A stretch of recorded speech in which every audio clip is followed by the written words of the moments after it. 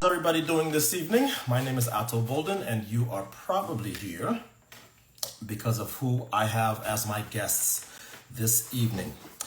Julien Alfred of Saint Lucia is the Olympic 100-meter champion, and her coach, Edrick Floreal, who is the head coach at the University of Texas, well, he hasn't had a bad 12 months by himself, and that's apart from what Julien Alfred has done. He won the first title for the University of Texas in 2023 that they had won in, I believe, 18 years. The Texas women ran a phenomenal 4x1. They won the 100 and the 200. And Rashida Adeleke, she won the 400. So they scored 83 points. 83 points is just absolutely insane at the NCAA level. So we are very fortunate to have two people tonight who don't give a ton of interviews. But I brought this idea to Coach Flo, and he made it happen. So thanks to him. So of course, Julien Alfred goes on to a spectacular first pro season, World Indoors this year. And then she blows away the field to win the 100 in Paris. And then, for good measure, she gets a 200-meter silver as well behind Gabby Thomas. So we are extremely lucky to have these two with us tonight. While I get them in the chat, hello, Carol, and hello to all of you who are joining us for this evening. I want to just share with you guys one of the things that stood out to me, because of course Julien has just come back from a whirlwind tour, being celebrated and feted by her countrymen and women in Saint Lucia. Of course, that was their very first Olympic medal of any color. Here's what the Prime Minister said, and of course they've done just about everything for her. Renamed highway, she's getting a statue, she's got $1 million, she's getting land, all the stuff that you should get when you are your country's very first Olympic medalist, and it's gold and silver. Here's what the Prime Minister of Saint Lucia had to say. The achievements of Julien Alfred have transcended sport. She represents what we can achieve as a people when we aim high and work hard. Her efforts remind us of the greatness that resides within Saint Lucia, and for that we are eternally grateful. That means that there is there are generations to come on that island that are going to say, I decided that I wanted to get into sport, I wanted to run, I wanted to sprint, when Julien Alfred won in Paris and I saw her. So just a phenomenal last 12 months for these two. And without further ado, let's get them in here.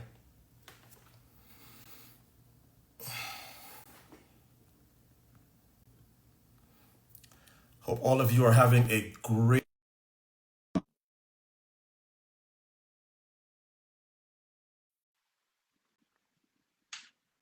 and no, this is not a filter. This is my off season here.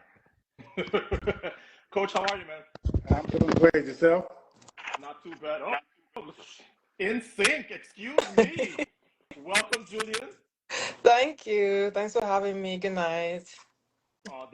That's how, Coach, right there. That's how you know she's from the Caribbean, because Caribbean people we don't greet each other with no good evening. It's hello, good night. So good night to all West Indians, and good evening to everybody else. Yeah. So Julien, before we even start, I have to ask you this because people need to know. Now that you are Olympic champion and celebrated hero and all this, does everybody get to call you Juju? How is it? Do I have to have a Caribbean passport? Fans only? Tell me. No, anybody can call me Juju. It's really started at Texas. My coach, my teammates who started calling me that, but it's free to anybody. Anybody can use it. And it's okay on NBC as well too, or do we need to get a bit more formal? No, it's fine anywhere, to be honest. Okay, we have, JCQ comes to mind. We call her by her initials. Who else? TT, right? We call TT. TT, We don't. I say it for the parents, but So what has? So let me start with you, Julien. I know that you've not too long been back from Saint Lucia. Give us some of the high points of that kind of whirlwind tour, motorcade every day, everybody feting you back home? Wow, I think just stepping off the plane, while I was on the plane, I was getting recognized by some Saint Lucians as well. So I was a bit shocked that people were recognizing me um, on the plane and getting off the plane, like just seeing everybody already outside the airports lined up, alongside the road. It was just so many, like, I was overwhelmed by everything that was happening at the time with how Saint like showed out for me. Hmm. People waited till night to meet me on the road. Then going to the school rallies, being welcomed by the kids at the school rallies, speaking in front of a large group of people, and then ending like the celebration with at the concert, and just seeing how many people like showed out for me. I think I was a bit like shocked just seeing the amount of support and love that I was receiving from you know, my fellow Saint-Lucians. I'm still shocked by that. But I think you have to get used to it now, right? You are the Yeah. Olympic champion. I Right. know you though as a natural introvert. I've watched you since your Carifta days. How are you making that work? Because now everybody's everywhere you are, everything you say and do is going to get magnified because you're the Olympic 100-meter champion. Right. I'm still getting used to it. As you mentioned, like I'm very introverted. I'm to myself and very shy at times. But now I'm just being open and knowing that, especially to my fellow Saint-Lucians, knowing that, they love me and support me and being open to them and also to the children, just seeing that now they have me to look up to and how they get so excited. Even on vacation, like I met a child here and just seeing how they were just so shy to approach me and how they really love talking to me. I think I've just made myself available and it has gotten me outside my comfort zone for sure because I'm very shy. Coach, this one is for you. You have had you have had one heck of a last 12 months yourself. I mean, you've had all sorts of success. We don't have enough time to even list it, but most recently with Kenny Harrison, obviously with the with her world record. What has this been like for you? Because you've kind of been there and done that, but I've seen the new season of Sprint on Netflix, so I know what's coming. This has been a little different for you. Yeah, yeah, yeah. I mean, you have to sort of adjust most of the time to sort of how things change from success in jumps and sprints and hurdles. To me, it's been somewhat the same because ultimately it's just relationship based. You start with somebody when they're young, when they're decent, and then you evolve to the process of getting them to the point, and you watch them sort of accomplish things that you visualize could happen. You try to convey that, and then just watching it come to fruition to me is just like the aha moment where you just realize as a coach you were not crazy, that what you saw in the person could actually happen, and watching it happen is just unlike any other moment. I that was my follow up. As a college coach, you have to kind of decide where your resources are going to be put. So when Juju, I got to get used to that because I'm used to calling her Julian. When she shows up on your radar, how do you? I mean, how do you decide this is somebody who I'm going to have at the University of Texas? Because I can already see what was it about her that you could say, okay, this is one that I'm not even gonna to bat an eyelid in terms of a scholarship. Yeah, actually, it's a pretty interesting story. I had just taken the job at Texas, and I was in the car with the athletic director driving to campus, and I get a call. And it's like, hey, this girl is really good. She wants to come to Texas. She really wants you to. We get 1,000 of this. Yeah, yeah, okay, sure, Of great. course. Yeah, all right. So I get to the office, and something said, just check it out. So I get on my boss's computer, and I'm looking at her stats, and all I saw was I think it was the Commonwealth Youth Championship. Hmm. And I saw across the line, and my boss was like, what are you doing? Like, we were just sitting there about to go to the conference. And I said, I don't know what that is, but I want one. He was like, what are you talking about? And then I showed him Juju. Long story short, she visited only Texas and committed during the visit. Wow. It was just instant. It was the only visit she took. I just gotten there. I didn't even know if I had scholarship.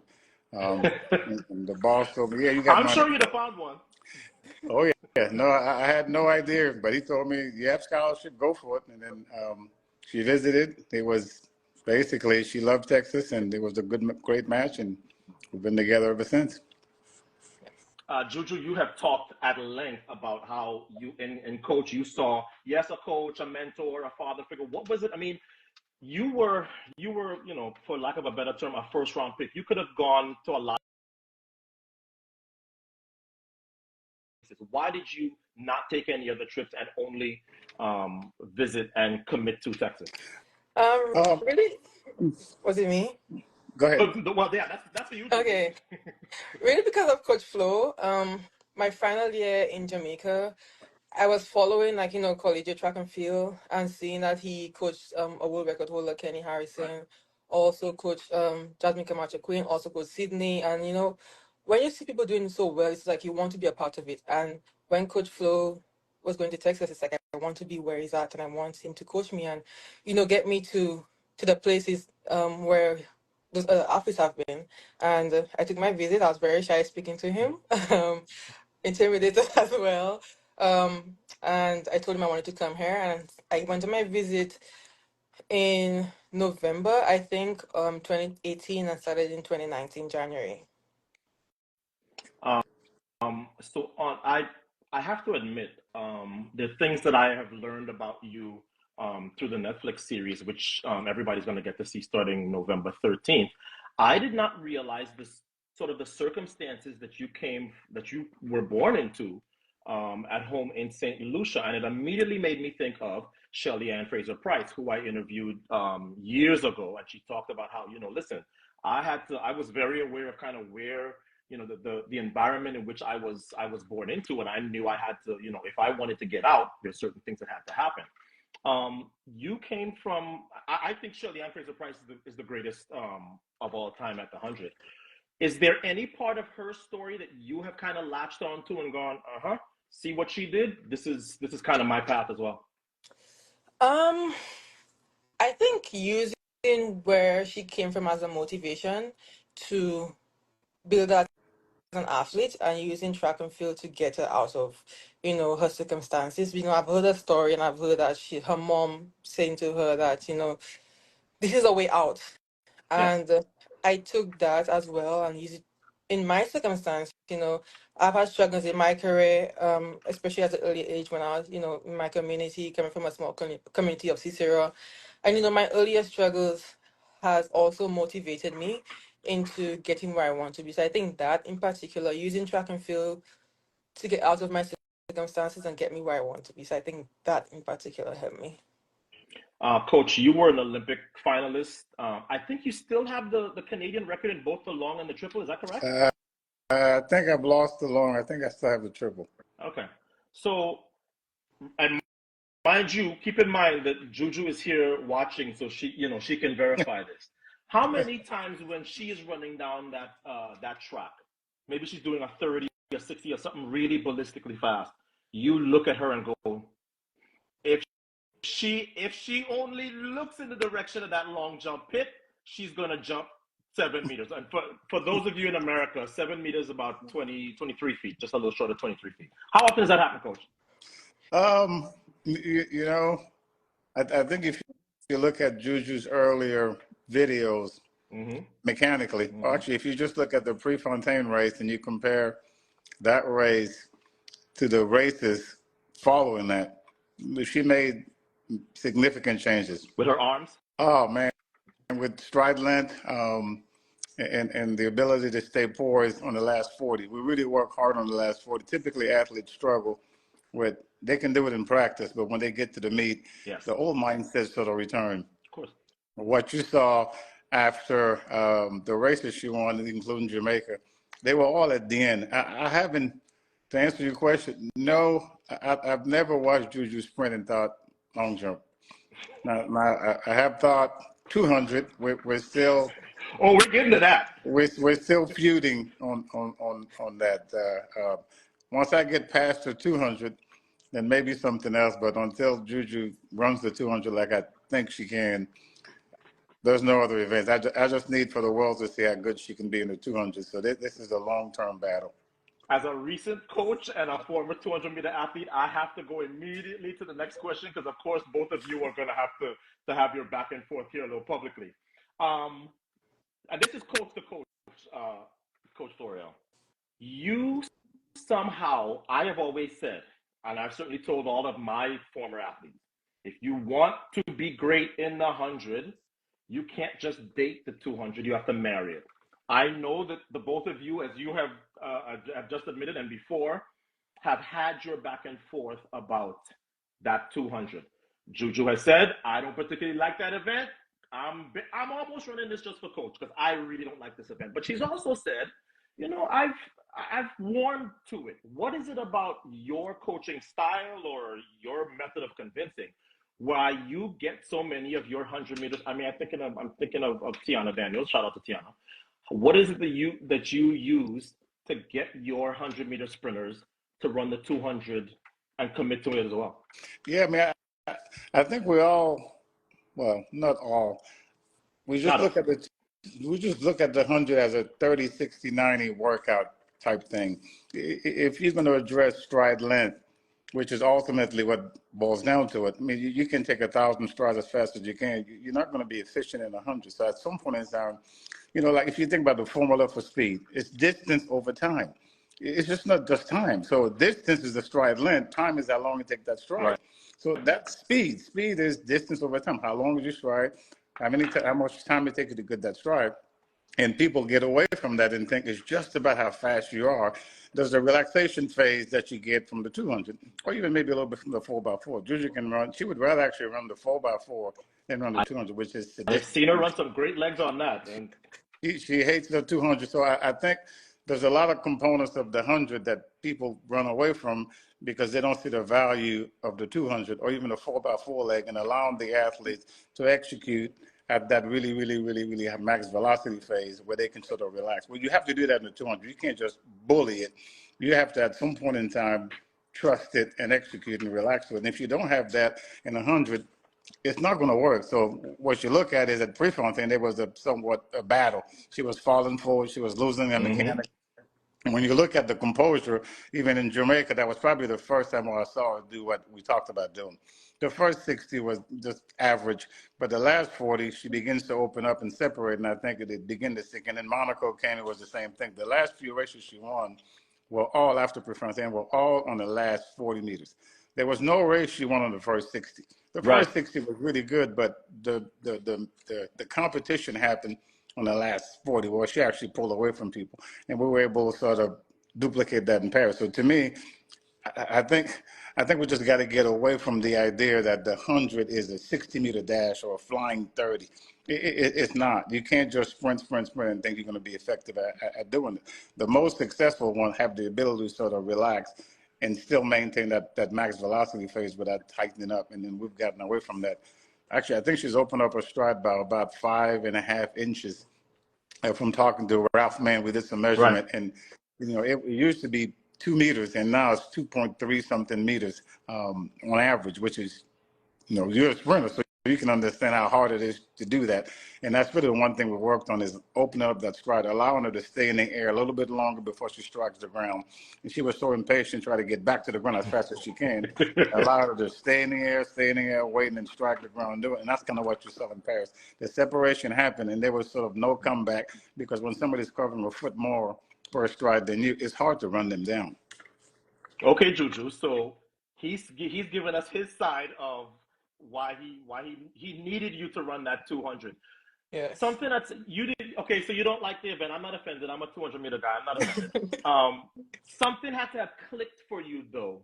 At some point in the last 12 months, where you went, you know what, Coach is right. I am damn good at this event. Why, let me embrace it. What was that? Was it one moment? Was it something at practice? When was that for you? I think indoor nationals last year. I think that's when it really clicked for me. Just in the final, 2201. just following his. Pardon me? 2201. Yes, the 2201. So I went out there, followed his instruction. I think that's when it really clicked for me because before that season, my PR in the 200 was like 22.9 indoors. So I think just following Coach Flo's instructions and going out, that's when I think it really clicked for me that I can actually like run a good 200. And then it followed outdoors when I ran the wind aided 21/7 at Nationals, Texas. I think around there, that's when it really clicked that, I can be good at the 200. But it goes in waves. Shout out to the 500 of you that are logging on. I have to say, I put out a questionnaire on my story yesterday. I cannot believe how the questions are. I tried to pick the one that maybe both of you can answer for the most part. So let's get some of the questions from the audience now. Somebody asked, and this is you can go first, Coach, if you'd like. Talent versus hard work. How would you split it in terms of percentages, given your experience, Coach? Talent is highly overrated. I've had some athletes who are significantly more gifted than Julien, and they're either retired or they either never sort of accomplished that. So to me, I don't really care. There's a book actually called Talent is Overrated, and the book talks about the difference between great performers and others, and it undermined that talent is not the key. And clearly it is not the key. If you look at where Julien started or her PR work coming out of high school, you can compare that with 100 girls, and you can probably, Julien would be 99. And if you look at that person becomes the Olympic champion, right, and you look at the transformation through the years, you look at her running mechanics, her execution, her poise, or false starting out of the blocks, the idea that I have to win the 60 of the 100 to win the 100, when ideally the 100 happens at 60. What happens from 60 to 100, that's the major difference. And Amen. Everybody overstate that. So Julien, same mindset was, I have to beat everybody to 60 to win the 100. And then once we got away from that, she hardly has the lead on the first four. But what you see happen is sort of a miracle.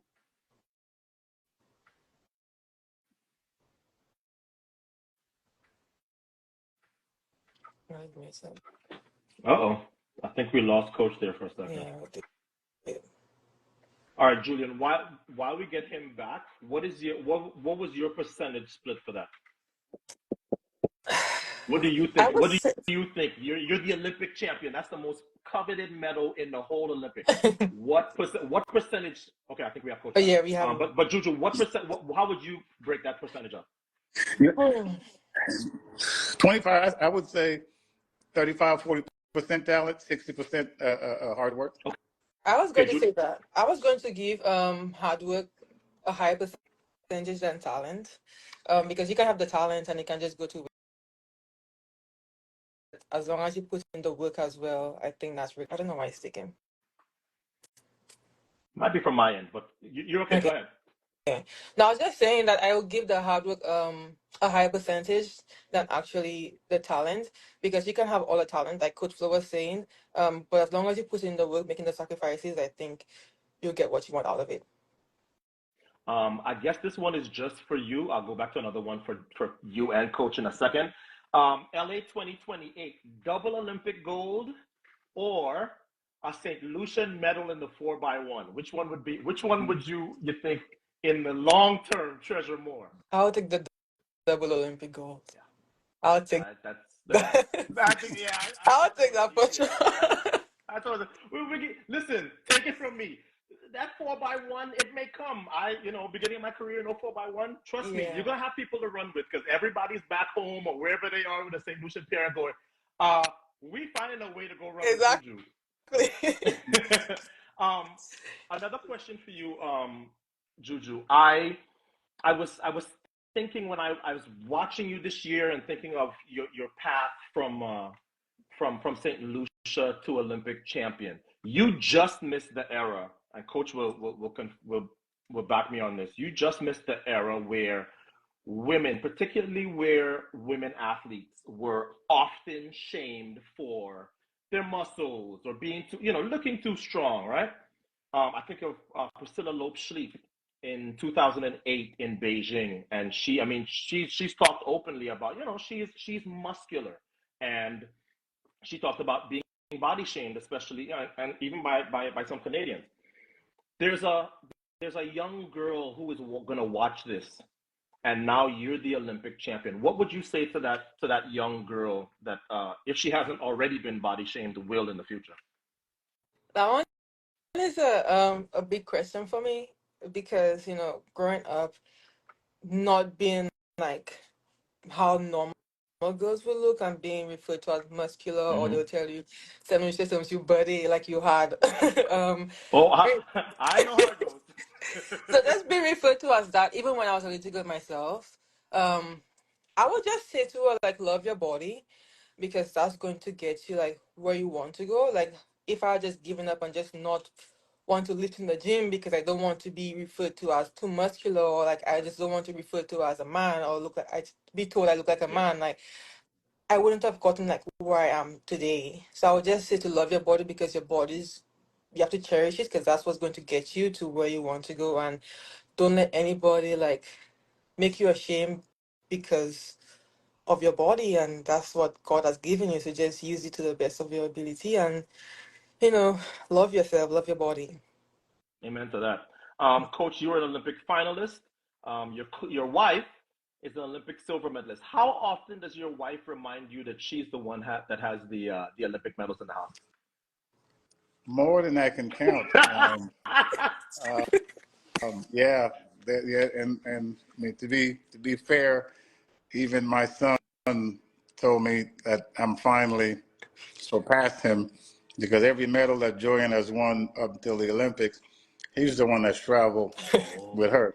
Oh, Because right. one of the arrangements that I do with the pros is that I just don't want them to be by themselves when they travel. So he's the assistant coach at Texas now. So when they travel and I can't go, he's the one that goes with them. And he was on a tear. It's been, I think, Juju, I don't know, 2 or 3 gold medals in a row. Mm-hmm. So So that means he was a world indoors. No, actually I was at World Indoors, but he told me that he had 2 more gold medals than I did. So yeah, my wife has reminded me that regardless of the success, that that she has medals and I don't. That I think with Juju's medal, I can probably walk equally between my son and my wife now. So I'm in a good place finally. Well, congratulations on that, Coach. You finally ascended to the throne in your own house. Yes, I have. Juju, you have had so many amazing highs lately, but a lot of people out there are never going to know what it's like to be Olympic champion. I'm a lot more interested in some of your lows. How did you get through some of your lows? People who maybe don't follow the sport very closely will have forgotten by now that you were in the finals. You were undefeated last year in college, undefeated up until Worlds, and then didn't leave Worlds with a medal. How do you sort of get yourself out of those? What can be, especially for a sprinter, how can what can be some very lonely moments at times? Wow. And keep in mind, your coach is here. Yeah. No, really and truly, like, speaking of which, Coach Flo is here, like I lean on Coach Flo a lot. Mhm. And that's why I say he's like a mentor to me, he's like a dad to me, because after I first started in 2022, even prior, while I was at Texas, the hardship that I faced, with injuries, not doing as well as I wanted to in my earlier years, due to injuries as well. I've always leaned onto Coach Flo to always. I will call him at any point in time crying. I know he's probably sick of me crying on his phone, but I've always leaned onto him. Even after the fall start, he's always right there. Whenever we need him, just a phone call away. Also, just having a therapist on Mm, standby, that's really important. And I didn't learn how important it was until I got to Texas, having a therapist to talk to during the hard yes, times, because you know what Coach Flo might not say, my therapist might say, or the therapist might not say, Coach Flo might say. You just never know. Different relationships, different yes. environments. And leaning on my support system, my partner, my friends, my family, like having those people around me to also just support me during my hard times. I don't usually mix the two together, especially when it comes to my family and track and field, because I just never know like how it may turn out mixing them together. So I just try to, whenever I'm away from track and field, sorry, I try to lean on my family to just treat me, like I'm just a regular person just going through life and just struggling, as compared to like bringing track and field home, and you're mixing the business and family together. So I really just have a great support system, an agent, a coach, therapist, friends, family that I really just lean on during my hard times. That's really what I try to do. Coach, your adopted home country of Canada has the Olympic title in the men's 4x1, and they won the world title on U.S. soil in 2022 in Eugene. We were all there. You, Coach, I don't think that I have not seen anybody give you enough props for that relay, that collegiate record that you guys set last year. Just for the audience, the third best time that Juju's relay ran last year, the third best, would have been on the podium in Paris this year. And the time they won, the time they set the collegiate record with, would have blown away the United States. Oh yeah, that U.S. team with Sha'Carri and the bronze medalist from the 100 and Gabby Tom. Let's just say it's an amazing record. So coach hat on now. What would you do to help Team USA in that if that were a thing? I'm probably going to put my foot in my mouth. I hate to give opinion, because when you give your opinion, half of the people take it positively and the other half criticize the living hell out of you. But it will be 28 years since they have won when we get to the Olympics in 2028. So clearly, whatever they've been doing has not worked. So I think you should speak freely. Okay. I think relays are really based on trust in a relationship, and the ongoing and the outgoing. There have to be a level of trust there. I think there was a moment on our relay where I think Juju was third leg, and there was some anxiety about she's going to take off too fast and too hard, and I'm not going to be able to give her the baton. Yeah, and, I'd be worried about that too. Yes. So, and then the feedback for me was to tell Juju to go tell the other person, hey, you can do whatever you want. You can mess up all you want. You can take off way early. I'm giving you the baton. Oh, wow. And that allowed the other person, because when it boils down to it, is if the outgoing runner now is no longer concerned because the person that's incoming told him, girl, I got you. So on that relay, and I told, I think it was Dan, I was in the Dana Brown was like, well, why is being friends important? It's not really friends, it's just trust. The person that's going out has to trust the person coming in, and trust that if you make a mistake, I have you covered. And there seemed to be maybe a little bit lack of that. And then last minute changes never help relays, because mindset, fear, anxiety, I don't trust that person. If Ato's bringing me the baton, it's brought me the baton all year, I trust him. But when you make a change at the last minute, there's no trust between these two people. They don't know their highs and lows, their idiosyncrasies. So you have doubt. And doubt, when you see somebody coming at you that like Christian Coleman 100 miles an hour, in your mind you think, I have to take off a little bit earlier because that dude is coming. But if you know Christian, if you run with Christian, and you see the movement, you see how fast it's coming, you've done it over and over, then you have a calmness about you, and that calmness allows people to execute. And that those four women, we ran the same order year round, and these four women were good friends. They had a great relationship. My best teams have had great relationship. My worst teams have had terrible relationships. We have had teams that were better than the Texas team by far, but the relationships were not the same. That group in Austin, Texas had great relationship, like beyond belief. They trusted each other, and everybody ran for each other. So to cultivate a great relay, you have to cultivate trust. And last minute changes don't help when you're going 20 plus miles an hour.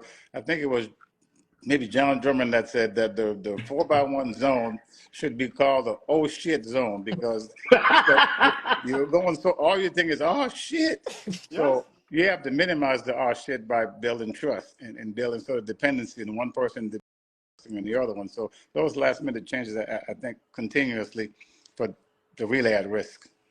Coach and Juju, if nobody else gives you your props, I mean, obviously I was watching that race live and I went 41-55 by a collegiate team. And then you guys have the 41-6 and the 41-8 to back it up. And I'm just like, good luck breaking that record. I mean it. It's like that team and what you guys did, scoring all those points at NCAAs, it's one of those where you just go, okay, you just take off your hat, because we're going to be talking about that team for a very, very long time. Okay, Miss Juju, you are, I watched all the festivities back home. They're naming streets after you. You're getting a statue. You got money. All this stuff. Did you give you a diplomatic passport as well? I got one, I think, either last year or the year before. Oh, you already had that. Oh, excuse me. Pardon me. My research clearly is faulty. So here's my question. Here's my question though, because people, for example, like Sonia, and I didn't see if Sonia's watching, but she told me she would be. Sonia Richards Ross is one of those people who she's like, hey, I've never been to Saint Lucia. I travel in the Caribbean all the time. Now I'm going to go. So now you have to put on your ambassador hat. Oh my God. Where are the places that you, as an ambassador and as a local and somebody who knows the place inside and out, give me like the 3 or 4 places that when people book their tickets to St. Lucia that they have to see before they leave?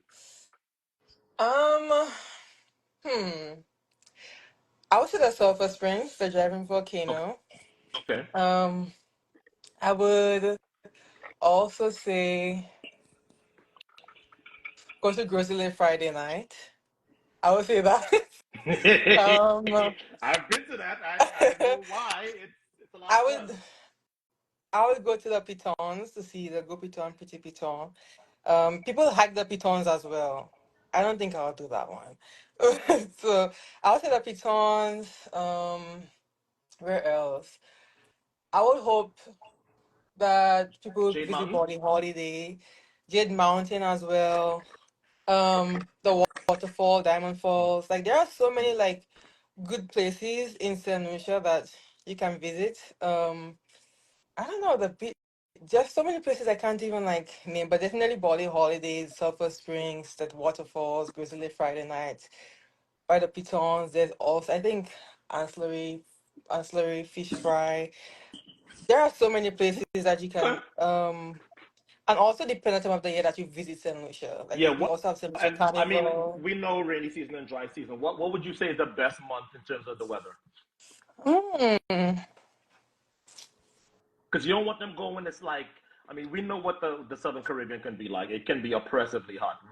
I mean, it's always hot. But what month would you say has the best weather? I haven't been there in a long time. I haven't been home like during both seasons for me to say like Yeah. which one exactly. Hmm. Um, but I would say going home, going to St. Lucia around late June, July. I think those are the best months to visit St. Lucia. I want to get back to some of our great Yeah. audience questions. Um, what was your most difficult adjustment from college to the pros? And I think, Coach, you can get in here as well once she's done. Because it's not a lot of people who, in their first year after being NCAA champion, they're the Olympic champion. I can't think of any. What was that adjustment like for you? Was it easier because you trained where you went to college? What was that like? I think it has like its advantages and disadvantages. When I first started, it was very difficult. Well, not after the 2023 season, going to fall training, it was very difficult for me because I didn't have a routine anymore. I didn't have Mm. to go to classes. I didn't have a precise schedule I had to follow. Like from classes, go to class, from class, go to treatment. I didn't have that routine anymore. So I had to find a routine. So that was very hard for me finding a routine again. Because all I had to do was just go to training. And I didn't know what to do during that time. I mean, now I still don't know what to do. My coach is trying to find me something to do. But even during that time, like I didn't know what else to do. So I think after a few months passed, I figured out, I got a routine that I built for myself. Um, but I think staying at Texas with the same people, the same coach, I think that made it a lot easier because sometimes change can be very hard for me. Um, so I think being with Coach Flo, the same team, the same environment, the same people, made that transition a lot easier for me. And also like being with, the collegiate athletes. I didn't feel like, I was a professional athlete. So Mm. I have to like be different. Like Yeah. it was the same people to me, and I was just in the same environment, not thinking anything of it. As long as I was with the same people, that was good for me. Coach, this is old hat for you. What is your key to making that transition from the collegiate ranks to the pros as smooth as possible? I think for me, it's long-term development. Um, So that I think there's a big difference between coaching and developing. The developing is stacking layers, bricks by bricks. So you build a house from the basement to the top. Coaching, you just throwing bricks out there. So ideally, every year we had a plan. And every year we have a meeting, and I set the plan on the things we need to focus on. I'll be the first to say that Julien Alfred will be running some 400s this year. We're going to get ready for the 200. So I think we've lost Juju. But wait a minute. You just said she prefers the 4. She prefers the 4x4. Yes, to running the 200. So relays, right? Or individuals? We're saying open 400s. We're saying God have mercy. The fear of the 200 will be gone. So back to your question. I can vouch for it. Juju, I can vouch for it. Now, John Smith never put me in no open 400s because I'd have retired. But I anchored in college, and it makes the 200 like shorter. Yes, yes, absolutely. Oh my God. Absolutely. So I mean, well, going back to that, Thomas ain't getting no slower. No.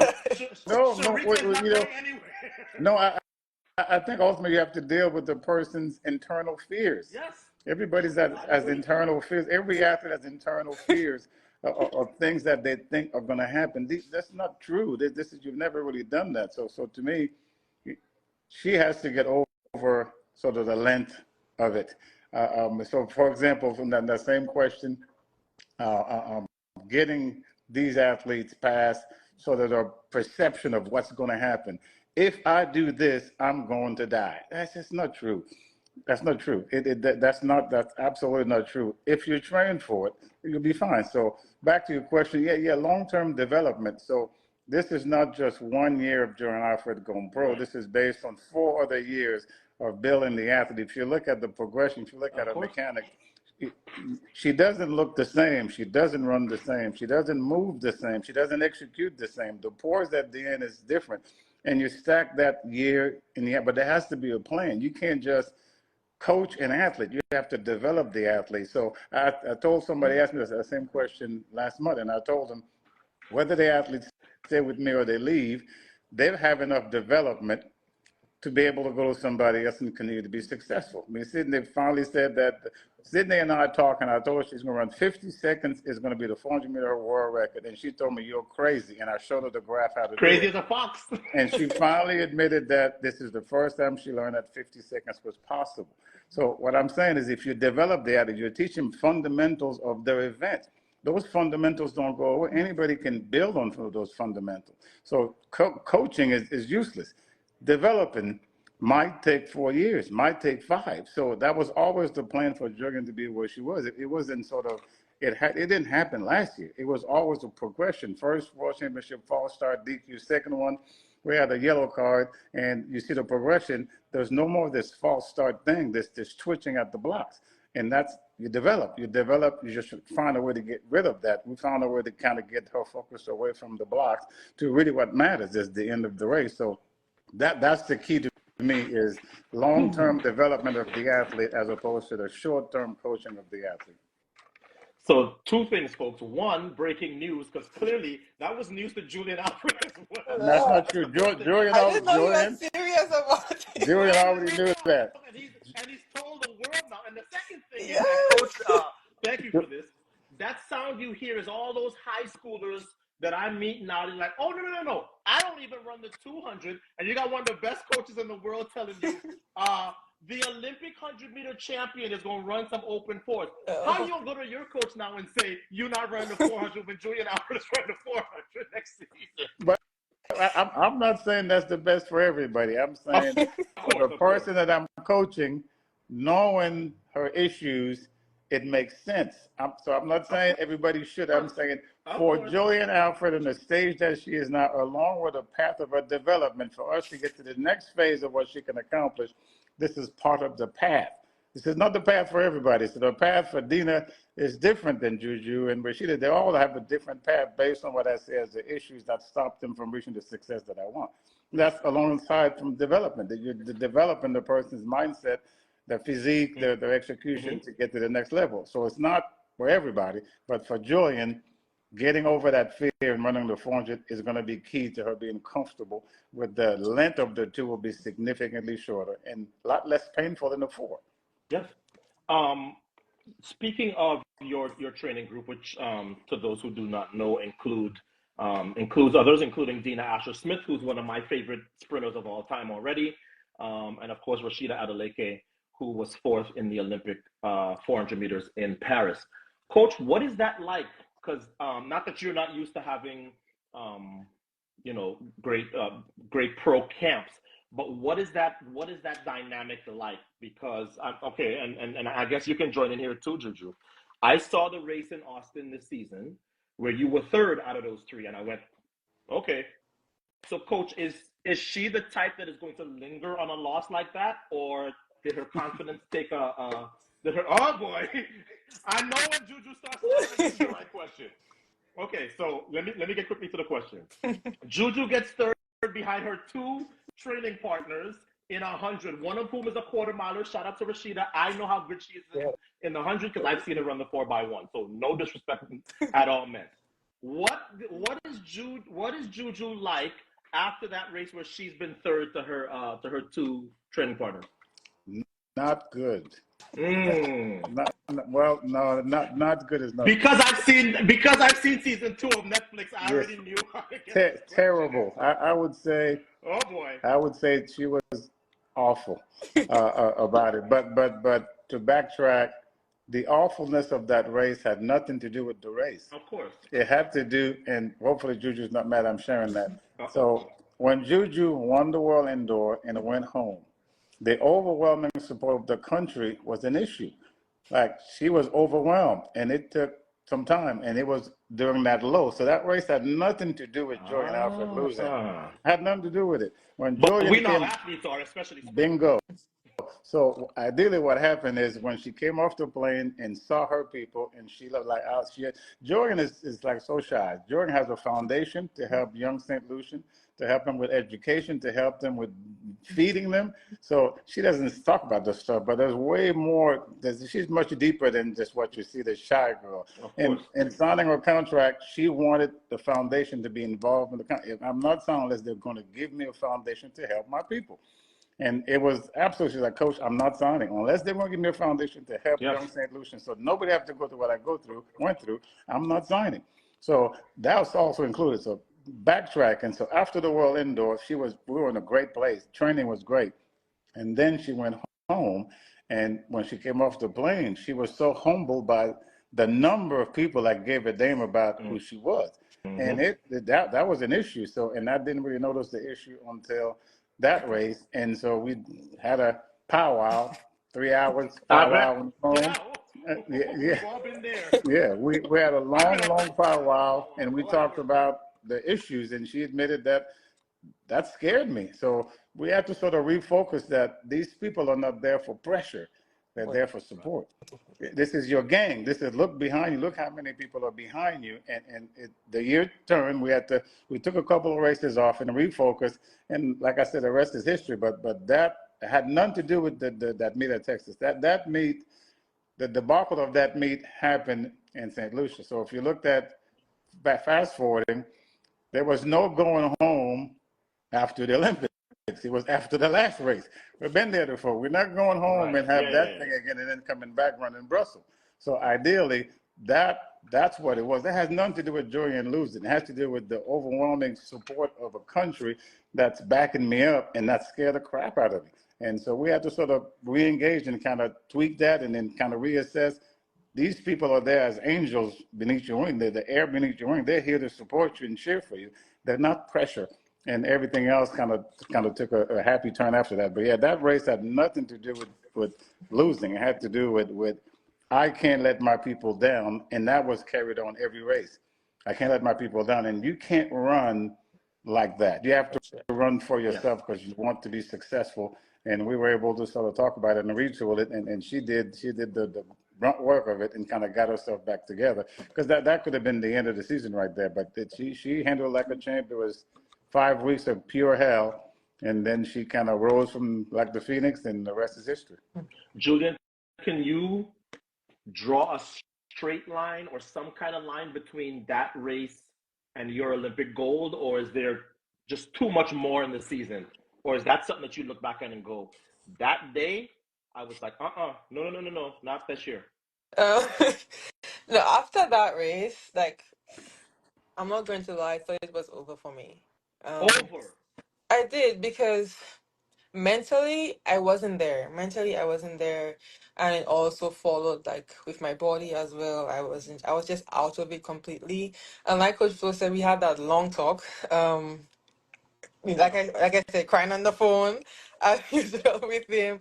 And he had that long talk with him, and I was just honest with him and just tell him like I feel so much pressure. Every race I went into after I came back from Saint Lucia after World Indoors, after I took the visit to launch my foundation and Yeah. also being celebrated in Saint Lucia, I felt like I have to run for my country, or I have to do well because my people are watching. And I just felt so much pressure whenever I stepped to the line. And then he helped me change that mindset. So we took some time off to get myself together, weeks of training, put me through hell. And then we went to Prefontaine, went to Jamaica. So it was after that, after those like 5, 6 weeks, it kind of just gradually like got better. So it was up and down, up and down. It wasn't like a straight line where I said like it was all good after that. I Yeah. still struggled. We still had our long talks, our lunch dates even before the Olympics. So it wasn't a straight line. It wasn't smooth sailing whatsoever after that because I still have my struggles. I still have times where I feel down or I'm just so hard on myself. So it's never perfect. I would just say that for anybody out there Yeah. watching, it's never perfect. I can't wait for the two of you to see the new season of Sprint, because I was watching. I was like, "Ooh, Oh, Lord, really? there's chopping onions in here." You so Julian, let me see if I got this right. So you're from Saint Lucia. Your coach is Haitian, Canadian. I don't know which one. I don't know which one he claims more. Your manager is from the Bahamas. Oh my Shout out God. to Henry Rolls. Something. And you went to high school in Jamaica, and you've been reminding people about that a lot since your win. Tell me about the role that, the system that I think is the greatest in the world, that Jamaican high school system. Tell me what role that played in where you are at this stage. So I went to Jamaica at a very young age, the age of How 14. that On happened? Because that's a big move for a kid. It was, yeah. So I went to Trinidad and Tobago, to represent Saint Lucia, to represent Saint Lucia, at the CAC games. I did Yeah. heptathlon, but like the under 15 and the under 14 like heptathlon, and I was approached by a few Jamaican coaches at the time, and they asked me whether I want to come to Jamaica. We know about Shelly, we know about Usain Bolt, and just being so young and naive and getting that opportunity, I told my childhood coach, Kaba Modest, yes, I want to go. Um, my mom supported my decision as well. She spoke with the person I was going to live in Jamaica, and I took a leap of faith and went there at a very tender age of Mm, 14. mm. My mom dropped me off, and when I came from school, she wasn't there. She just said, "Follow your dreams on a piece of paper," Wow. because I didn't see her after school. Yeah. And those 3 years in Jamaica was a time I really had to learn about myself, and know what I wanted at a very young age, which was, to be the best, to be amongst the best at the time. So I went to Boys and Girls Champs. Not once I That had won to Boys and that Girls had to Champs. be a transition. So you were the greatest thing ever in St. Lucia already, Carifta and all the success that you'd had there, and now you go to Jamaica where they look at you like, Who are you? where do you think you're going? Yes, yes, yeah. No, very humbling experience, I would say. Even my teammate Kevona, who was beating me left, right, and center in Jamaica, I'd never won a gold medal at Boys and Girls Champs, because of That's a long, her. long Uh, list, though. yes. But it was the 3 years I spent in Jamaica. I didn't get to see my family during Christmas. Mm, I think I only saw my family whenever I would transition, when I go home for Carifta to travel with the team, or not until summer. mm, I didn't get to see my mm. family until then. So I had to make sacrifices at a very young age.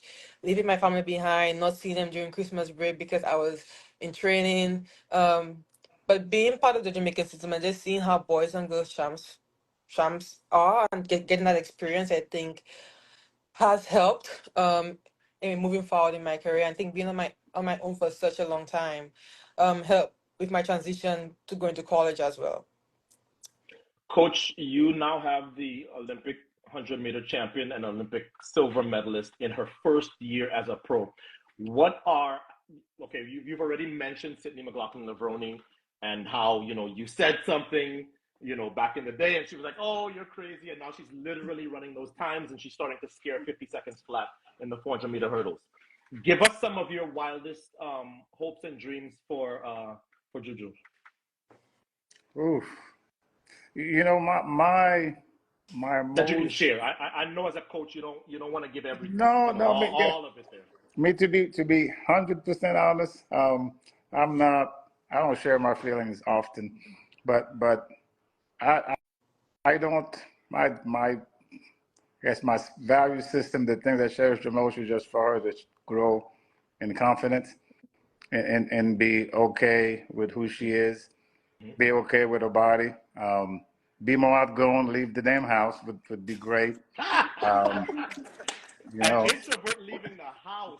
well, yeah, get the hell Shout out to the house. Julianne Get Baptiste, another true sprinter oh introvert that I get know no. I from mean, Tobago. no. I'm telling you, it's like like relationship between coach and athlete. They're far greater because the person opens up and you get to know them, and you have to sort of help tool the stuff you know. I just want her to kind of get that confidence and be okay. Well, we're getting closer. It's almost like if she can just, and I told her that as a freshman, it's like you have to let the small stuff not bother you. So to me, the growth is much better. I still think there's so much more. She's so much deeper than that. Yes. She's so intelligent. She's so articulate. It's just convincing to get out there and do it. So I'm not really looking at 2 gold Look, medals, she's 3 gold blushing. medals. Look, she's No, blushing. no, I'm not. I'm not looking for Listen, those. when you I'm just, watch the show, when you watch this season, you will see it. I was like, yeah. okay, this is a new Juju here. Even before the Oh gold yeah. medal, this is a new Juju. Yeah, no, trust me, it's like the maturity and the growth. There was a point, I probably shouldn't say that, but there was a point in the 100-meter semifinals that I would have bet my salary that she was going to win. And then many people, Juju, know what I'm talking about. There was a point when she got on the blocks and she looked up, she flicked her eyes and kind of smirked. It's in the show. And I thought, oh, it's a done deal. I called my wife and I said, That's literally my last question because I don't want to keep you guys oh past the no. hour. I'm just so grateful. Oh, no. Juju, so here's the question. Sorry, coach, I want to cut you off. Go ahead. Sorry. So that was the moment, and the thing is, I'll go back. I think as a coach, you have to sort of be willing to adapt. Somebody asked me, what's your coaching style? I said, I don't have one anymore. Things I said I wouldn't do for athletes, I do it willingly. I think as a coach, somebody said, what is your coaching style? If you have a coaching style, not every athlete is going to fit into that. So I don't have a coaching style. I'm not a crier. I don't cry. I've And that long conversation. known you 30 years. Yeah. No. I bet my salary that you ain't right. No, I have not. And what I'm saying is that I think as a coach. We couldn't really see with the camera. Were there some tears shed underneath the pile in the warm-up area? Because No, not there. No. Remember what you're saying. Understand? We're gonna see. No. Like there are some tears in the Netflix thing. I know where they are, and I don't know if they're going to show them or not. But the tears came after that race in Texas. The tears really came. After that, we were on the phone for 3 hours, and I shared with her some of my disappointment in my life and why I can't allow her to go down, because as a leader, you got to be transparent. You can't just lead somebody by telling them what the hell to do. You have to tell them. Absolutely. You have to tell them why this is so important. I told her, I can't let you fail because I look back at my life and all I got is regrets. I can't allow you to do that. So that got me emotional, and then we cried on the phone, and we got ourselves back together. But I think, importantly, as a coach, you have to pick your battles. but you have to have no coaching style. You have to, the quiet ones, you can't yell at some people. You have to yell at some people. You have to learn where, but you also have to sort of expose yourself and tell the athletes where you came from, what happened to you in your life that made you the person you are, and why am I so hard on Julien Alfred? I mean, when I go back after the Rio trials, Kenny Harrison wanted to go home and be done for the season. I took her to absolute hell and drug her to London because it had to happen. And I told her why it had to happen. It had to happen. And when I went back coaching Toby Stevenson, the pole vaulter, he fell and broke 2 ribs. I made that man jump again a month later. He had to jump again because if he didn't jump again, it would have been a year and a half. And he came back the next year and jumped 6 meters. So you sometimes as a coach, you just have to be sort of, it's madness. But you have to Mexican sort of record, wasn't it? Pardon me? Wasn't he? Didn't he break the American record? He did. He jumped 6 meters 08, I think, at the Modesto meet. But the catalyst for that was what happens when he came back. And he was like, are you nuts? I was like, yeah, I am nuts. And it was a 2-hour session, and he finally cleared the bar in 2 and 3 and 4, and that helped him get back the next year to have that great year. So all the stuff that happened along the way is necessary for the guy.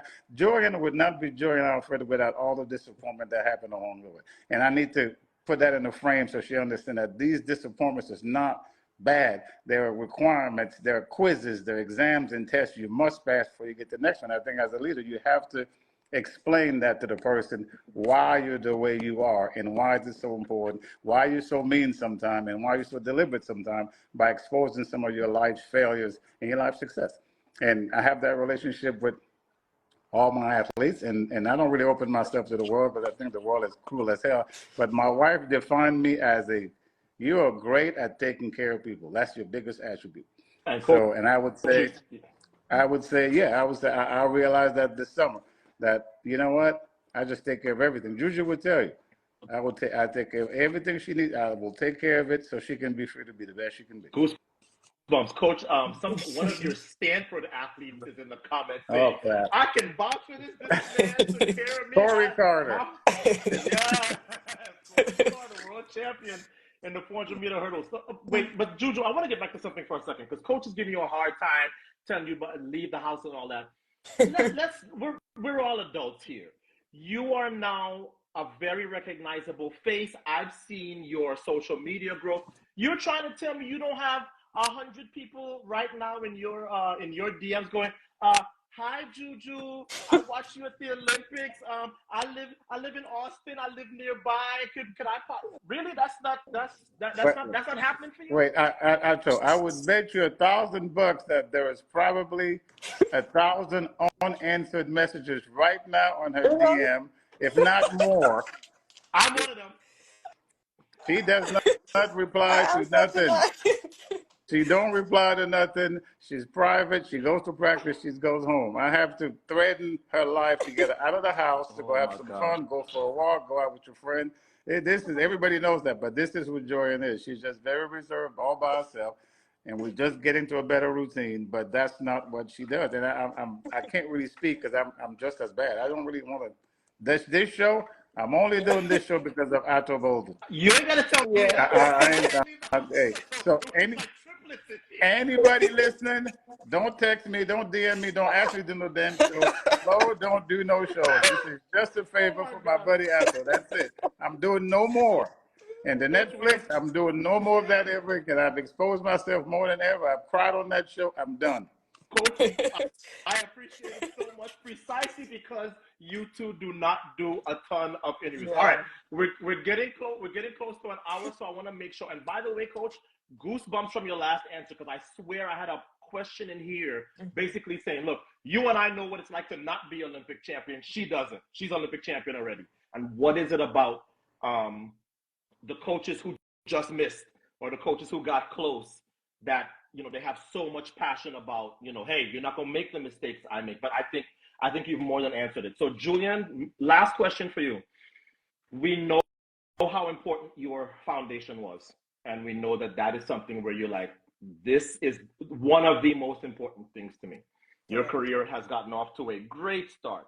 What do you want your legacy to be? When you are my age or Coach's age, you want to be able to look back and say, I did this. I was responsible for what? Oh, I haven't given much thought into that. Um, That's but because you're young. Wait till you yeah. get to 30, you'll see. But I like my foundation. I really want to give back to the young children of Saint Lucia. I was once there. I once struggled. Mhm. Um, whether through education, whether it's through sports, like giving back to my fellow Saint Lucians and helping them get to where they want to go. The same way I've had people who have poured into me to help me get to where I want to go. Yeah. I want to do the same for the youth of the country by also just, like I said, giving back to sports, whether it's sponsoring like shoes, because at one point I may not have like the best spikes or the best running shoe, or my shoe may have a hole or something, and just not have the best running attire. Same as for education, being the community I raised in Cicero, that's some children that can't afford to go to school. Yeah. So I really want to just give back to my country, give back to the youth of the country, and just help as long as I can. That's really what I want to do in my life. Just help the youth, and just have like more Olympians, more persons representing us. On the international stage. We're a very small island. Not many places know about us, so I just want to just give back so we can have more legends in the making, no matter if education Um, or sports. Coach, I will give you the option to decline to answer this question, but Mhm. I am the only thing I'm into as much as track and field is politics, and I was watching the vice presidential debate and listening to these ridiculous comments about Haitian immigrants, and I thought about the Haitian immigrant friends that I have. What was your reaction to that comment? Um, first I was offended, then I just chuckled Mm. because one of my, it's like one of the things I loved the most is a clip interview. It was Kobe Bryant, and he was talking about when he was a rookie, he shot 5 air balls. They lost the game. They didn't go to the playoff. I And was in the stadium. I was in the building for that. but the post interview, he did an interview after that where he talked about that 5 air ball.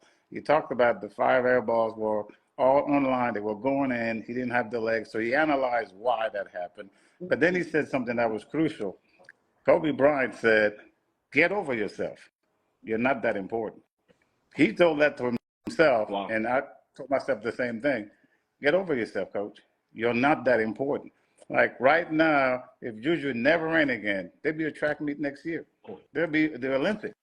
Everything will keep going on. So I think we have to have that sense that, guys, we're not, people have on the internet putting opinion, hurtful things about people. You guys are not that important. None of us are that important. But you can actually destroy and hurt somebody, like the comments about Juju's body.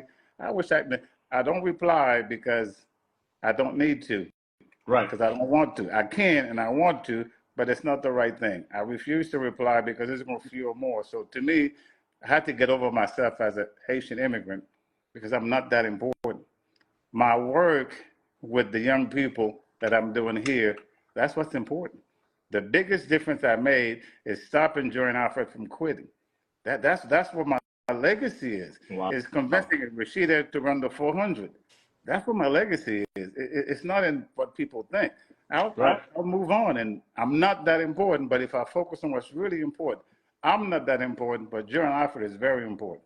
She's very important because my job had to keep her going to get her to this point. That's what's important. And the other stuff is not really important. So I just focus on what's really important and stopping a young person that don't believe in themselves to do so. A person with no confidence to have confidence. That's what's important, not me, myself. Like somebody says, Flo knows, I said, I had to come up with this little thing under my thing. Oh, Flo cool. knows the source of his knowledge is not himself. I had to admit that to myself, that I'm not that important, but my work is pretty damn important.